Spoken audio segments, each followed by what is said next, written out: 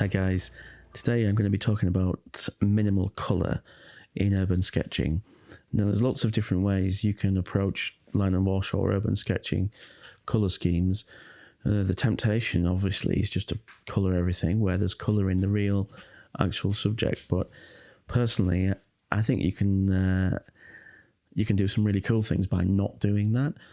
There's a real strong idea of monochrome. Monochrome in sketches can work really, really powerfully.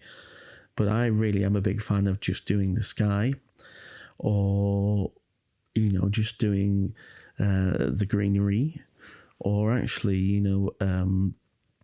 just doing the organic or inorganic components. There's lots of different ways you can actually approach minimal colour.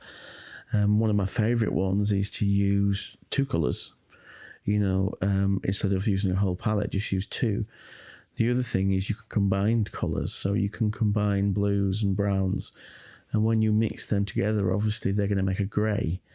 So if you use a limited palette, you can get some really, really fun and interesting effects, and I'm going to probably doing some videos to show that as we go. So in this particular drawing, as is often the case, I don't really know where I'm going to go with this yet. What I'm doing is I'm putting the line work in, and then I'm just going to really have a think, what do I want to do with this?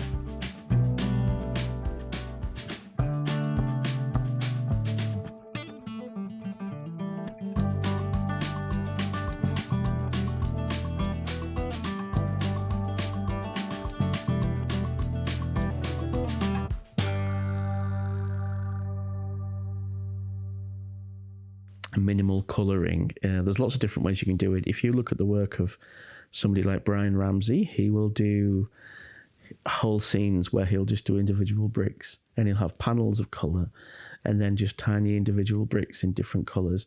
It's a wonderful technique. If you look at somebody like John Harrison, he will do all the foliage in a scene, but all the inorganics, all the sort of stone walls, and the house can be completely not coloured in. Someone like the fantastic Linda Gray will use just flat panels of colour mixed together, and it can be incredibly evocative, and it's almost as if she's just swatching a palette of what that scene looks like without actually colouring in separate components. I think her work's tremendous. There's loads of different ways you can do this sort of stuff. And often one of the things that we don't notice so much when we look at other artists' work is their approach to colour, because we tend to either discount it as being, oh, I don't like that, or we go, oh, I really like that, but we don't often look and question why, So I think for me, skies are always quite important. I like a big sky. I love painting them. I love the drama of it. And the fact that you can get quite splashy and quite wild with it. So here, what I've done is I've just obviously wet the page, and then I've gone in with some quite dark pigment, and I've just splashed it across, left some space, which will become the clouds. So really, what do you think about that there? Should we just leave it there like that? Or will I just keep tinkering? Well, that's the question, isn't it? So obviously I've looked at this and I've said to myself, oh, I like it, but the houses look slightly like they've got their eyes closed, if that makes sense.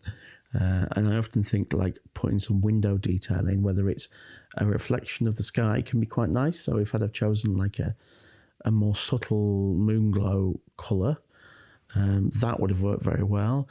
But you can also go completely black. and that can work well too. It's obviously very contrasty, but I think it can be nice.